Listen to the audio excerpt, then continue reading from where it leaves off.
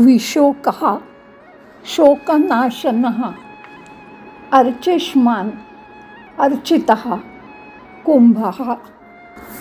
631 विशोकः विगतः शोकः अस्य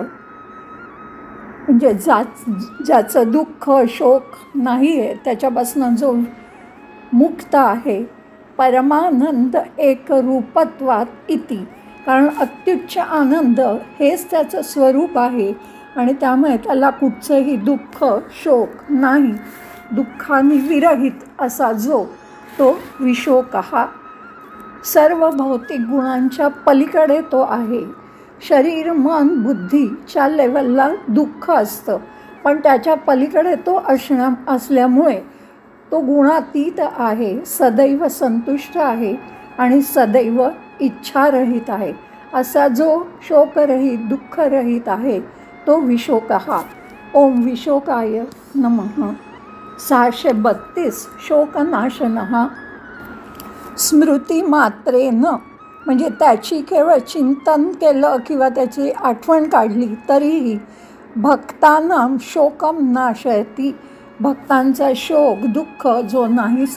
नाहीसा करतो तो शोकनाशनः गीतेमध्ये ते म्हणतात की भक्तांचा मी उद्धार करता आहे असं वचन श्रीकृष्ण गीतेमध्ये देतात असा शोकांचा नाश करणारा तो शोकनाशनः ओम शोकनाशनाय नमः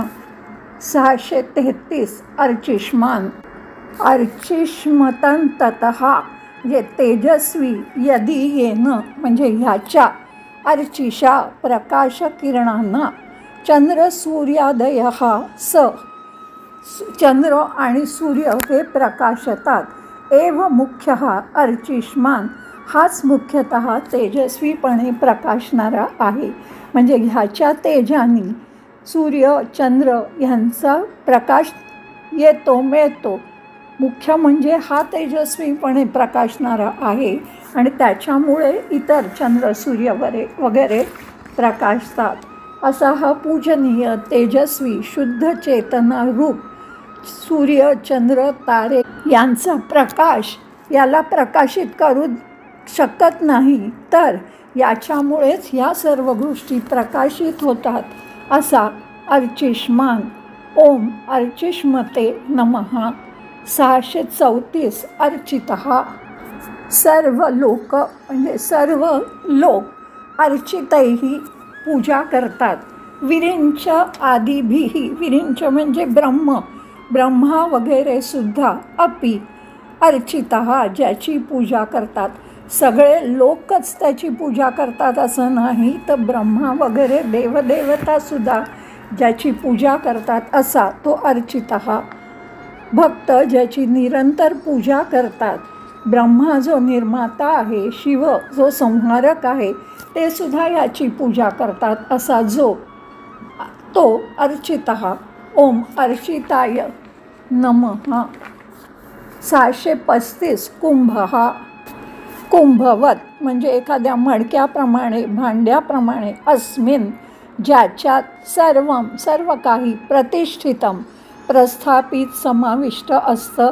असा म्हणजे सर्व ब्रह्मांड सर्व जी उत्पत्ती आहे ती जणू काही ह्या कुंभरूपी किंवा मडकरूपी भांड्यामध्ये प्रस्थापित आहे याच्यामध्येच सर्व सृष्टी सर्व गोष्टी घटना याच्या आतच होत असतात असा घट